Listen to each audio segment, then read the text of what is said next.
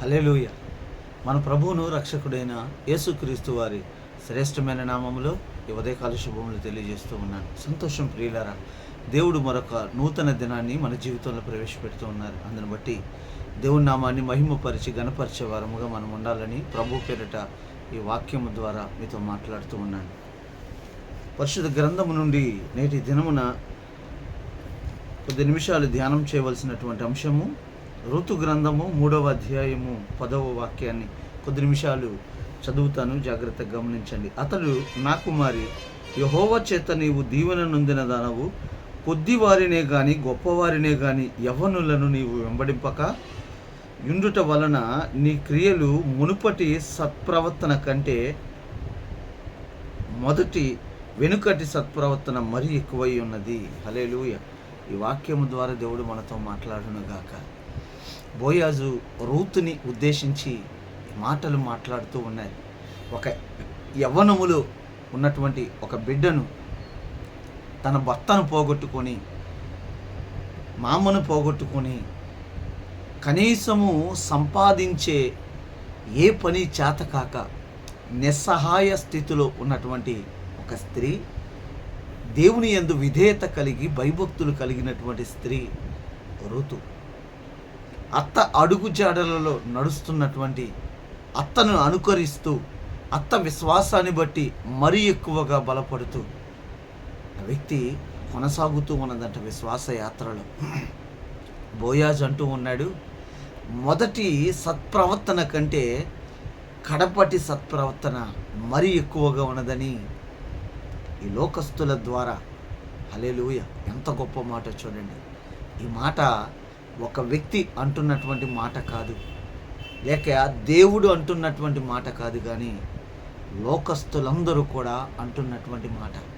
యవ్వన కాలములో ఉన్నటువంటి ఒక సహోదరి తన భర్తను పోగొట్టుకొని ఆదరించువారు లేక అలమటిస్తున్నటువంటి నేపథ్యములో తన క్రియలను కాపాడుకుంటూ ఉన్నదంట.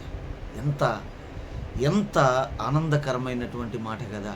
చాలామంది అనుకుంటారు, యవ్వన కాలము కదా, భర్త చనిపోయాడు, కేవలము ఆ యొక్క ఈ లోక ధర్మాన్ని కొనసాగించడానికి వేరొకరు ఎవరో ఒకరిని మనము చేరదీసుకుందాం లేక చేసుకుందాం అని ఆలోచన కలిగినటువంటి వారు అనేక మంది లేకపోలేదు. కానీ తర్వాత ఎప్పుడైతే భర్త చనిపోయాడో, ఒకవేళ ఇరువురు మధ్య ఉన్నటువంటి సఖ్యతను బట్టి బిడ్డలు ఏదైనా కలిగి ఉన్నట్లయితే ఆ బిడ్డల నిమిత్తము సాక్రిఫైస్ చేయడానికి కొంతమంది అట్లా నిలిచిపోతూ ఉంటారు.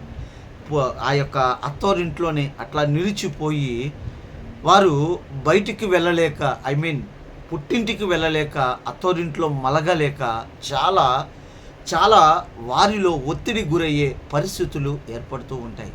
కానీ ఏ బాంధవ్యము ఏమైనా లాగట్ల, ఏ యొక్క ఇబ్బందులు ఈమెకి కలగట్ల. అత్త అంటుంది, నా దగ్గర ఓపిక లేదు, నా భర్త లేడు, నేను ఇంకొక బిడ్డను కని నీకు ఇవ్వడానికి, కాబట్టి దయచేసి నన్ను, నా పూర్వీకులను విడిచి వెళ్ళిపో, నీ కుటుంబీకులతో కలిసి ఉండు, నీ కుటుంబీకులు నీకు వేరొక సంబంధాన్ని చూస్తారు, ఇక్కడి నుంచి నువ్వు వెళ్ళిపో అని చెప్పడంగానే ఆ తల్లి అంటూ ఉంది చాలా కమ్మటి మాట, నీ వారే నా వారు, నీ ప్రజలే నా ప్రజలు, నీ ఊరే నా ఊరు, నువ్వు నాకు తల్లివి అని సంబోధిస్తూ ఉన్నది. ప్రియులారా, నిజముగా అటువంటి కోడళ్ళు కలిగినటువంటి వారు, నిజంగా అటువంటి మనస్తత్వం కలిగినటువంటి కోడళ్ళు ఎవరైనా ఈ రోజుల్లో కనపడుతూ ఉన్నారు.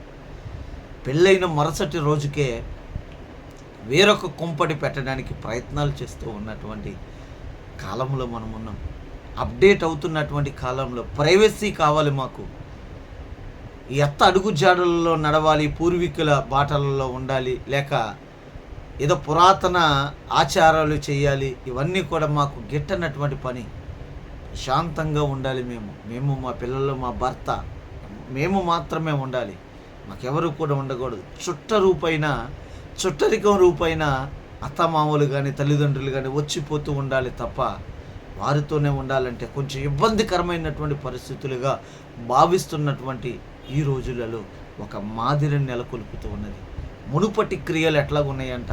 భర్త బ్రతికున్న కాలములో అత్తమామలకు సేవలు చేస్తూ, అత్తకు అనుగుణంగా నడుచుకుంటూ, తన విశ్వాసాన్ని బట్టి నడుచుకుంటూ ఉన్నటువంటి ఆ యొక్క రూతు తన భర్త చనిపోయిన తర్వాత ఎవరిని వెంబడించట్లేదంట. శరీర ఆశలకు లోను కాకుండా తాను మాత్రమే తన పవిత్రతను కాపాడుకుంటున్నట్లుగా లేఖన గ్రంథమే సెలవిస్తూ ఉన్నది ప్రియులారా. లోకులందరూ కూడా కాకులై కూసేటటువంటి ఆ యొక్క ఏనాటి కాలమైనా సరే లోకులు యథాతథంగానే వారి యొక్క మాట తీరు కానీ ప్రవర్తన కానీ ఉంటుంది. ఎవరైనా సరే తప్పు చేయకపోయినా ఏలెత్తి చూపించేటటువంటి పరిస్థితిలో వారు ఉంటారు. కానీ రూతు మాత్రము వారితో సత్ప్రవర్తనను మెరుగు చేసుకునే విధముగా, వారి మధ్యను తన విశ్వాసాన్ని కాపాడుకునే విధముగా, తన క్రియలను కాపాడుకునే విధముగా మెసుగుతూ ఉన్నదంటే ఎంతటి గొప్ప భాగ్యమో చూడండి. దేవుని పైన ఎంతగా ఆనుకొని తన యవనేచ్ఛలను ఆమె ఏం చేస్తూ ఉన్నదంటే త్యాగము చేస్తూ కేవలము విశ్వాసముతో ఎదుర్కొనటానికి ప్రయత్నము చేస్తూ ఉన్నది ప్రియులారా. దేవుడు అనుగ్రహించబోవు ఈ శోధన మా జీవితంలో ఇచ్చారు. ఈ భయంకరమైన విషాదమైనటువంటి పరిస్థితులు మా జీవితంలో నెలకొల్పుకున్నాయి. అయితే దేవుడు ఇవ్వబోవు ఆ యొక్క మంచి దినాలు ఎట్లా ఉండబోతున్నాయో, దేవుడు ఇవ్వబోవు కార్యములు, ఆయన చెయ్యబోవు కార్యములు ఏ రీతిలో ఉండబోతున్నాయోనని విశ్వాసముతో కనిపెట్టుకొని ఎదురు చూస్తూ తన క్రియలను కాపాడుకుంటుంది. ఎందు నిమిత్తం అంటే దేవుడు ఆ యొక్క కుటుంబములోనికి విషాదాన్ని కలగజేసినప్పుడు ఎటువంటి విశ్వాసం ఉన్నదో, దేవుడు ఇవ్వబోవు మంచి దినాలు, ఆ ఇవ్వబోవు సందర్భానికి తన క్రియలు ఏ రీతిలో ఎదుర్కోవాలి తెలుసుకోగలుగుతూ ఉన్నది ప్రియులారా.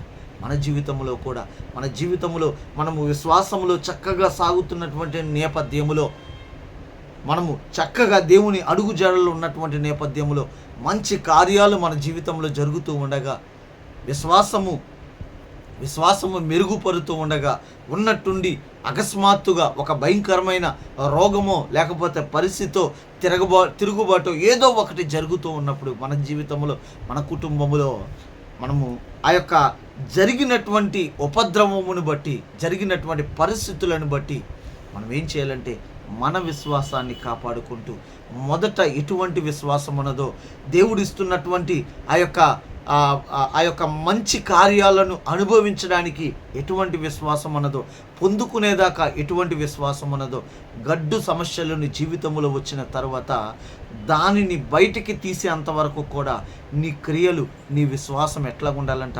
అధికముగా ఉండాలంట. నా దేవుడు నా జీవితంలోనికి అంతకు మునుపు ఒక గొప్ప కార్యాన్ని జరిగించారు కాబట్టి ఇప్పుడు కూడా ఈ మహిమగల కార్యాన్ని నా జీవితంలో జరిగించబోతూ ఉన్నారు. కాబట్టి ఇంకా మరి ఎక్కువగా దేవుని పైన ఆనుకోవాలి, మరి ఎక్కువగా దేవునితో ఆధారపడాలి, ఆయనతో నడవాలి అనే విశ్వాసము మనకు ఉన్నదా? ఈ వాక్యం ద్వారా ఏమి గ్రహిస్తున్నాం ప్రియ విశ్వాసి? దినములు చెడ్డగా ఉన్నవి కదా, నీ క్రియలను నువ్వు కాపాడుకోకపోతే, నీ విశ్వాసాన్ని నువ్వు కాపాడుకోకపోతే దేవుని ఎదుట ఆయన చెయ్యబోవు కార్యములను నీవు కన్నులారా చూస్తావు. కాబట్టి ఆయన చెయ్యబోవు కార్యములు జరిగిస్తూ ఉండగా నీలో ఉన్నటువంటి విశ్వాసము మొదట ఉన్నటువంటి విశ్వాసముగా ఉన్నదా, మెరుగుపడినటువంటి విశ్వాసముగా ఉన్నదా, దిగజారిపోయిన విశ్వాసముగా ఉన్నదా? వాక్యం ద్వారా పరిశీలన చేసుకొని మనం ప్రభు పేరట మనవి చేస్తున్నా. దేవుడి చిన్న మాటలను ఆయన వెనుకలలో దీవించినగాక. ఆమె కూడి ఉన్న మీకు అందరికీ ఉదయకాల శుభములు తెలియజేస్తూ ఉన్నాను. హల్లెలూయా, హల్లెలూయా.